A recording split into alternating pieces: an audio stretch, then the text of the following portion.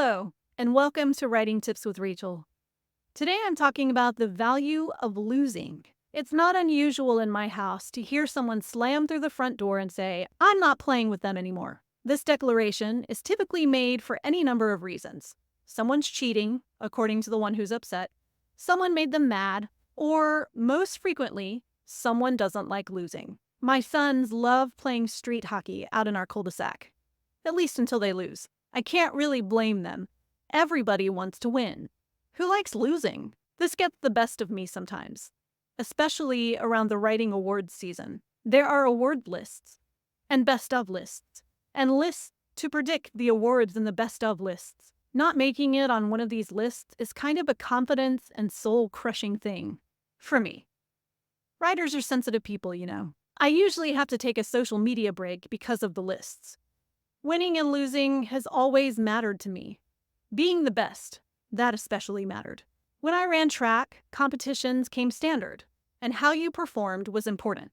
There were clear winners and losers. I wanted to be a winner. The same was true when I played the clarinet and auditioned for the all-state band. I made second chair state my junior year of high school, and that felt like a win. But when I made second chair state my senior year as well, it felt like a loss because I wanted to be first chair. Your goals change the higher you rise. It's long been a dream of mine to win a major award for one of the books I write. That feels like winning to me. But is it losing if I never win a major award? Sometimes it feels like it. It can be really tempting to feel competitive with other writers, especially when award season comes around. Especially when we think about winning and losing this way. Carlos Gershenson, a computer scientist and researcher, says, "Winning or losing doesn't matter so much as what you learn from it." I like that. It reminds me that we get to make our own definition of winning and losing. We learn from winning, and we also learn from losing. Actually, we might learn more from losing. Facing disappointments and setbacks, losing, often makes us want to work harder toward our goals. That's an important part of the journey too.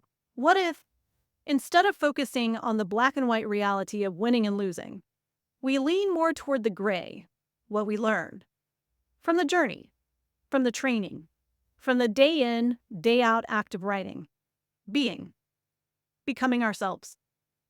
And maybe we win in the process because the measure changes. Winning is learning something, losing is learning nothing. Here are some things we can learn from the journey. Number 1. We are stronger than we know. Sometimes the disappointment of what we consider losing can completely overwhelm us. Maybe we're knocked out of the game for a while. That's okay. Somewhere along the way, we'll pick ourselves back up and start the work again, stronger and fiercer and steadier than before. We learn we're made of stronger stuff. We learn that no one has control over whether or not we write every day except ourselves. And we learn that falls only hurt for so long before all the bruises go away. Number 2, we will persist. We face a lot of rejection and disappointment in the writing industry. But that's not losing, it's winning. We're putting ourselves out there, inviting people into our stories. That is a vulnerable place to be. The stories and poems and novels I've written have been rejected many times in the years I've been submitting them. Rejection always hurts. It never gets easier, at least for me. But I've learned that rejection is only the end of my writing career if I let it be. Sure, it stings, and sure, it can feel like a kind of death. But rejection doesn't matter nearly as much as persistence. In the writing world, those who persist in spite of seemingly endless setbacks and disappointments ultimately win. Number 3, losing is not the end of the world or the end of us. We know intuitively that this, whatever this is not the end of the world. It can certainly feel like it in the beginning, when the pain of losing is fresh.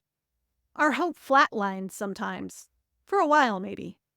But losing is only a hurdle, an opportunity to strengthen our resolve, our skills, and our belief in ourselves. How badly do we want our goals? We can't let any rejection or disappointment or losing get in the way of them.